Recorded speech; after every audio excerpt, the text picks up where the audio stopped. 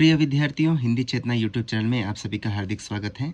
आज की कक्षा में मैं आपको 9th क्लास का board exam third language Hindi प्रश्न पत्रिका है, इसके कंप्लीट आंसर दूंगा। तो आइए इसके बेसिक इन्फॉर्मेशन आपको दे दूं। तो 9वीं कक्षा थर्ड लैंग्वेज हिंदी। तो बच्चों यहाँ पर नेम ऑफ द स्टूडेंट आपका नाम लिखना है। उसके बाद स्टूडेंट सैट्स नंबर यानी SATS नंबर दिया जाता है स्कूल की ओर से, वो आपको यहाँ फिल करना है। और उसके बाद अगला है सिग्नेचर ऑफ द स्टूडेंट, यहाँ पे सिग्नेचर करना है। तो बाकी का इन्फॉर्मेशन है वो इन्विजिलेटर रूम सुपरवाइजर क्या है आपको कंप्लीट करेंगे। प्रिय विद्यार्थियों, आइए देखते हैं प्रश्न पत्रिका और उसके उत्तर। फर्स्ट में देखते हैं, निम्नलिखित बहुविकल्पीय प्रश्नों के 4 उत्तर दिए गए हैं, उनमें से सही उत्तर चुनकर संकेताक्षर के साथ लिखिए। यानी बहुविकल्पी माने मल्टीपल चॉइस क्वेश्चंस दिए गए हैं। 8 प्रश्न रहेंगे, प्रत्येक प्रश्न को 1 अंक रहेगा। तो आइए पहला प्रश्न देखते हैं। पहला प्रश्न है, पुल के पास मौसी बैठी थी, पास का पर्यायवाची शब्द यानी समानार्थक शब्द कौन सा है? इसका सही उत्तर है सी, समीप है। तो अगला प्रश्न है, कवि, कवयित्री, लेखक, लेखिका। इसका सही उत्तर है बी, लेखिका। अगला प्रश्न है, निम्न वाक्यों में बहुवचन रूप है। इसका सही उत्तर है बच्चों ए, हम ही जाएंगे। तो आगे देखते हैं चौथा प्रश्न। चौथा प्रश्न इस प्रकार है, अपना दुख भी एक है साथी, अपना भी एक रिक्त स्थान में प्रयुक्त होने वाला दुख का विलोमार्थक शब्द यानी विलोम शब्द। तो इसका सही उत्तर है डी, सुख। पांचवा प्रश्न है, विद्यालय संधि शब्द का सही विग्रह रूप यानी विद्यालय जो शब्द है उसका संधि विच्छेद यानी शब्द को अलग कर लिखेंगे तो क्या बनेगा बोलकर प्रश्न पूछा गया है। तो पहले तो बता दूं बच्चों, विद्यालय जो शब्द है वहाँ संधि है दीर्घ संधि। इसका सही उत्तर है बी, विद्या जमा आलय है। अगला प्रश्न है, 6वां प्रश्न है, आपका शुभ नाम क्या है? वाक्य अपेक्षित विराम चिन्ह। इसका सही उत्तर है सी, प्रश्नार्थक चिन्ह। 8वां प्रश्न है, गायब होना, गायब होना अर्थ से संबंधित मुहावरा। इसका सही उत्तर है बच्चों ऑप्शन डी, 9-2-11 होना यानी भाग जाना। अगला 8वां प्रश्न है, उचित कारक चिन्ह से वाक्य पूर्ण कीजिए। वाक्य इस प्रकार है, कर्नाटक डैश राजधानी बेंगलुरु है। इसका कारक चिन्ह है कि कर्नाटक की राजधानी बेंगलुरु है। ऑप्शन ए सही उत्तर है। तो बच्चों सेकंड में देखते हैं, अनुरूपता दिया गया है पे। प्रथम 2 शब्दों से संबंधित अनुरूपता के अनुसार तीसरे शब्द से संबंधित अनुरूप शब्द लिखिए। तो पहला प्रश्न देखते हैं हम अनुरूपता का यानी प्रश्न संख्या 9, मौसी भीष्म सहानी, गुलाब सिंह सुभद्रा कुमारी चौहान। तो बच्चों यहाँ पर मौसी पाठ के लेखक है भीष्म सहानी और गुलाब सिंह पाठ के लेखिका है सुभद्रा कुमारी चौहान।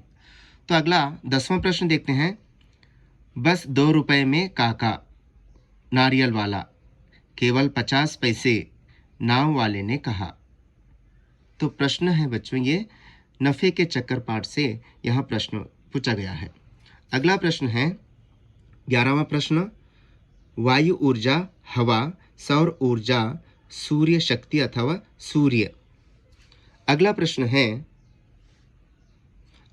है 2 पहिए साइकिल, 3 पहिए रिक्शा यानी ऑटो। तो अगला देखते हैं थर्ड मेन, निम्नलिखित प्रश्नों के उत्तर एक एक वाक्य में लिखिए यानी एक वाक्य में उत्तर लिखिए। बंदरगाह में नारियल का दाम क्या था? बंदरगाह में नारियल का दाम 50 पैसे था। अगला प्रश्न देखते हैं, लोगों के पास किसके लिए समय नहीं है? लोगों के पास लंबे लंबे नाम पुकारने के लिए समय नहीं है। तो बच्चों आप सभी जानते हैं ये जो प्रश्न है आपको पूर्वाक्षर का पूर्वाग्रह पाठ से पूछा गया है। 15वां प्रश्न है, कवि के अनुसार हमें कब तक विराम नहीं है? इसका सही उत्तर है बच्चों, कवि के अनुसार जब तक मंजिल ना पा सको तब तक हमें विराम नहीं है। अगला 16वां प्रश्न देखते हैं, सुजान लोग संपत्ति का संग्रह क्यों करते हैं? इसका सही उत्तर है सुजान लोग दूसरों के कल्याण के लिए संपत्ति का संग्रह करते हैं। तो आगे देखते हैं बच्चों, फोर्थ मेन, निम्नलिखित प्रश्नों के उत्तर 2-3 वाक्य में लिखिए। तो प्रश्न है, भाई को बहन कैसे विदा करती है? गुलाब सिंह पाठ से यहाँ प्रश्न पूछा गया है। बहन अपने भाई के माथे पर तिलक लगाया, चावल बिखराए, आरती भी उतारी। तब भाई ने बहन के पैर छूकर विदा ली। बहन ने भाई के सिर पर हाथ फेर कर बलाइयाँ ली। कहानियों की राजकुमारी की तरह भाई को विदा करती है। तो अगला प्रश्न है, बाबू भाई ने किन किन से मदद मांगी? उत्तर देखते हैं। बाबू भाई ने माली से विनती की, उसने मना कर दिया। फिर एक ऊंट वाले को मदद करने के लिए कहा और अंत में एक घुड़सवार से मदद करने की याचना की, यानी विनती की। अगला प्रश्न है, नवीकरणीय योग्य ऊर्जाओं पर प्रकाश डालिए। नवीकरणीय योग्य ऊर्जा का उत्पादन मुख्यतः जल, वायु और सूर्य, इन 3 तत्वों से हो सकता है। इसे जल ऊर्जा, वायु ऊर्जा और सौर ऊर्जा भी कहा जाता है। तो प्रत्येक प्रश्न को उत्तर लिखते समय उस पाठ को आप एक बार याद करते हैं तो सभी आंसर्स आपको आसानी से याद आने लगेंगे।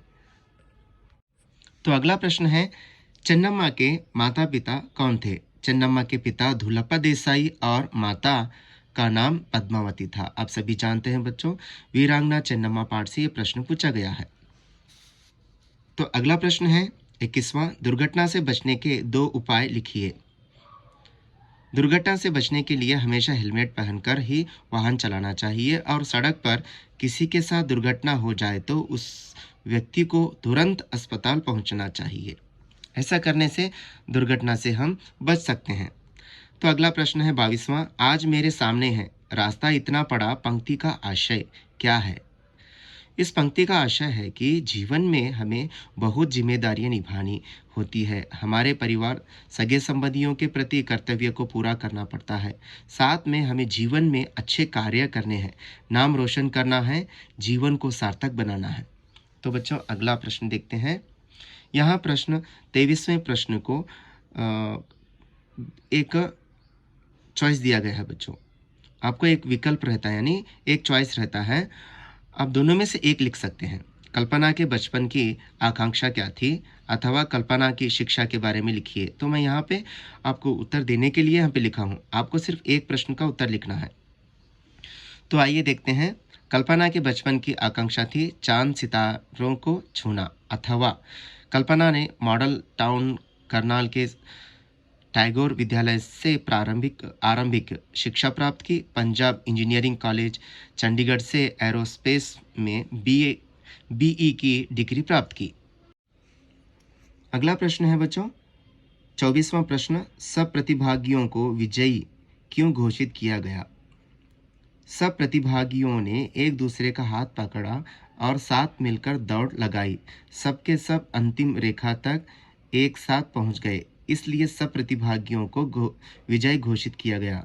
तो बच्चों याद रख लीजिए, क्वेश्चन नंबर 23 और 24 को पूरा क्वेश्चन यानी सप्लीमेंट्री रीडिंग से क्या है, यहाँ पर एक एक चॉइस दिया गया है, उसको भी पढ़ना जरूरी होता है।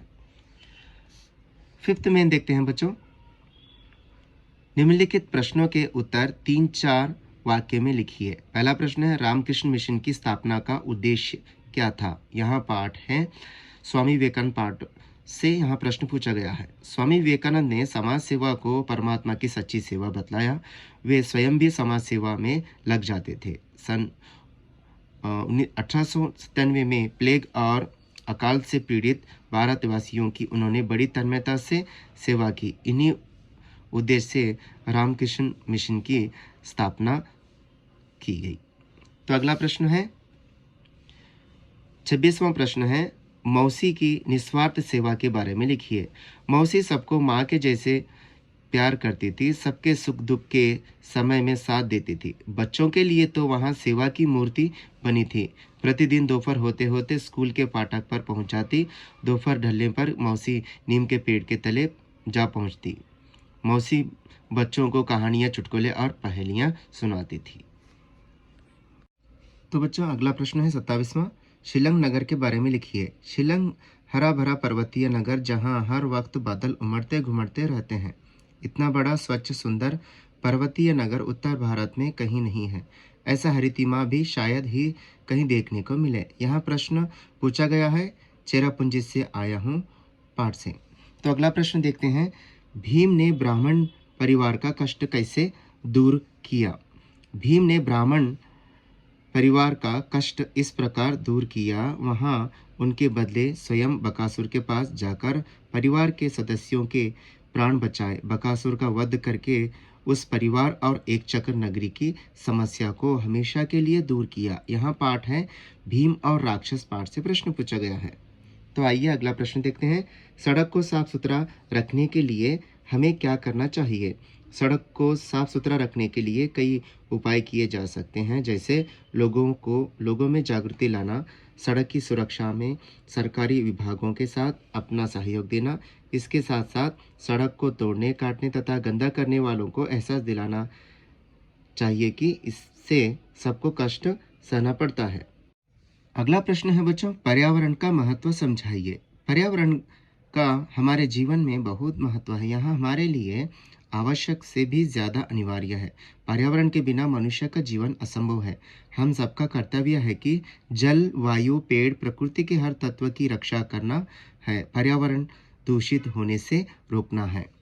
तो अगला प्रश्न है बच्चों, मेहनत करने वाले मिलकर कदम बढ़ाने से क्या होता है? तो उत्तर देखते हैं, मेहनत करने वाले मिलकर कदम बढ़ाने से कई असाध्य कार्य साध्य हो जाते हैं। जैसे सागर भी रास्ता छोड़ देते हैं, पर्वत भी शीश झुकाते हैं। ऐसा करेंगे तो हम सब मिलकर मंजिल पा सकते हैं। इसलिए हम सबको मिलकर यानी एक दूसरे से मदद करनी चाहिए, एक दूसरे की मदद कर कर आगे बढ़नी चाहिए। तो अगला प्रश्न है प्रश्न संख्या 32, निम्नलिखित दोहों का भावार्थ अपने शब्दों में लिखिए। तो बच्चों यहाँ रहीम के दोहे से यहाँ पर एक दोहा दिया गया है, उसका भावार्थ लिखना है। इन पंक्तियों को रहीम के दोहे से लिया गया है और इस कविता के कवि रहीम है। रहीम कहते हैं कि जैसे पेड़ अपने फल खुद नहीं खाते और सरोवर अपना पानी खुद नहीं पीते, वैसे ही सज्जन लोग दूसरों के कल्याण के लिए संपत्ति का संग्रह करते हैं। तो बच्चों यहाँ भावार्थ लिखते समय आप ये वाक्य को लिखना ज़रूरी है, अनिवार्य है, यानी लिखना ही है आपको। इन दोहों का भावार्थ लिखते समय स्टार्टिंग में लिखना है आपको, इन पंक्तियों को रहीम के दोहे से लिया गया है और इस कविता के कवि यानी कवि रहीम है। बच्चों प्रश्न संख्या 33, निम्नलिखित व गद्यांश का अनुवाद कन्नड़ भाषा में लिखिए। यानी गद्यांश माने पैसेज दिया गया हिंदी में, तो उसको अनुवाद करना है। अनुवाद माने ट्रांसलेट करना है। जैसे अनुवाद दिया गया है, राज्य और राष्ट्र के स्तर पर खिलाड़ियों को पुरस्कार दिए जाते हैं, जैसे अर्जुन, एकलव्य, द्रोणाचार्य, ध्यानचंद, राजीव खेल रत्न आदि। पुरस्कार के साथ धनराशि भी दी जाती है। तो यहाँ पूछा गया है बच्चों, कन्नड़ में अनुवाद करना है आपको, कन्नड़ा में अनुवाद करना है। जैसे कि यहाँ पे अनुवाद प्रस्तुत है, देखिए। राज्य ಮತ್ತು ರಾಷ್ಟ್ರ ಮಟ್ಟದಲ್ಲಿ ಆಟಗಾರರಿಗೆ ಪುರಸ್ಕಾರಗಳನ್ನು ನೀಡಲಾಗುತ್ತದೆ. ಉದಾಹರಣೆಗೆ ಅರ್ಜುನ್, ಏಕಲವ್ಯ, ದ್ರೋಣಾಚಾರ್ಯ, ಧ್ಯಾನ್ಚಂದ್, ರಾಜೀವ್ ಖೇಲ್ ರತ್ನ ಮುಂತಾದವು. ಈ ಪುರಸ್ಕಾರಗಳೊಂದಿಗೆ ನಗದು ಹಣವನ್ನು ಕೊಡಲಾಗುತ್ತದೆ. तो आगे देखते हैं बच्चों, प्रश्न संख्या यानी मेन 6 में निम्नलिखित प्रश्नों के उत्तर 5-6 वाक्यों में लिखिए। यानी 4 अंक का प्रश्न है। हमें स्वस्थ रहने के लिए खेल अत्यंत आवश्यक है। कहते हैं कि स्वस्थ शरीर में ही स्वस्थ मन का निवास होता है। खेल से हम कई बीमारियों से बच सकते हैं। अच्छे अच्छे खिलाड़ियों को धनराशि भी प्राप्त होती है और आरक्षण भी मिलता है। खेल जीवन का अंग बनाना चाहिए। खेलों को हम जीवन के साथ जोड़ते हैं तो हम स्वस्थ रह सकते हैं। प्रश्न संख्या 35, निम्नलिखित पद्यांश पूर्ण कीजिए। जय जय भारत माता से यहाँ कवितांश आपको लिखना है। इसके 4 अंक होंगे। तो आइए बच्चों, यहाँ पर गद्यांश दिया गया, इस गद्यांश को पढ़कर आप उत्तर लिखना रहता है। तो आइए पहला प्रश्न देखते हैं, प्रहलाद को हिरण्यकश्यप ने कैद खाने में क्यों डाल दिया? इसका उत्तर है, हिरण्यकश्यप ने प्रहलाद को ईश्वर की पूजा न करने को कहा। प्रहलाद ने बात नहीं मानी, इसलिए कैद में डाल दिया। अगला प्रश्न है, भगवान के अनन्य भक्त कौन थे? इसका सही उत्तर है, प्रहलाद था।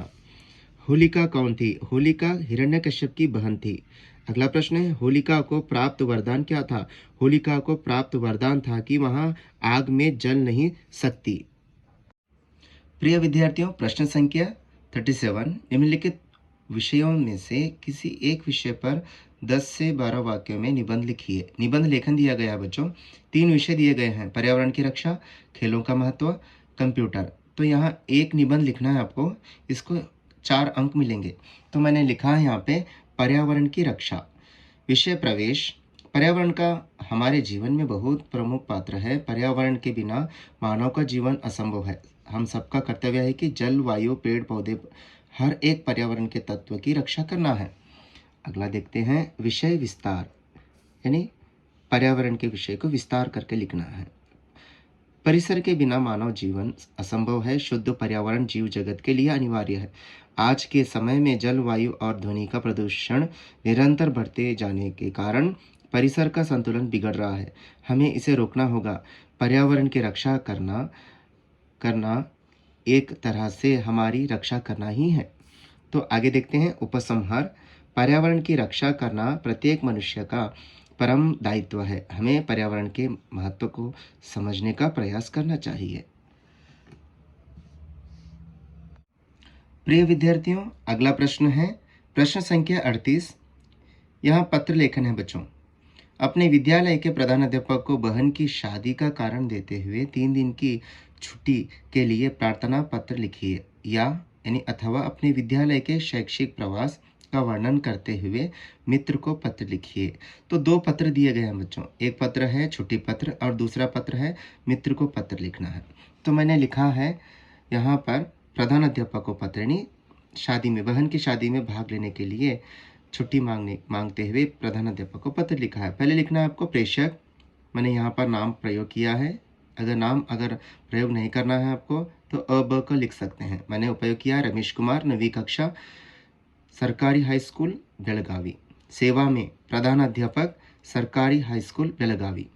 तो आगे देखते हैं, और प्रेषक के सामने ही, ठीक उसी के सामने ही दिनांक लिखना अनिवार्य है, यानी लिखना ही आपको। तो आगे देखते हैं, महोदय, विषय 3 दिन की छुट्टी के लिए निवेदन पत्र।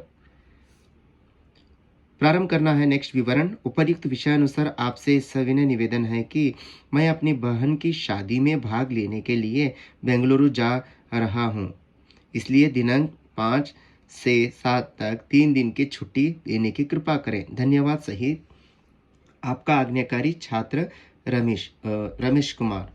तो इस प्रकार पत्र लेखन है बच्चों। प्रिय विद्यार्थियों, आज की कक्षा में हम देखे हैं मॉडल क्वेश्चन पेपर के कंप्लीट आंसर। अगली कक्षा में हम फिर से मिलेंगे और एक नए विषय से। तब तक के लिए धन्यवाद।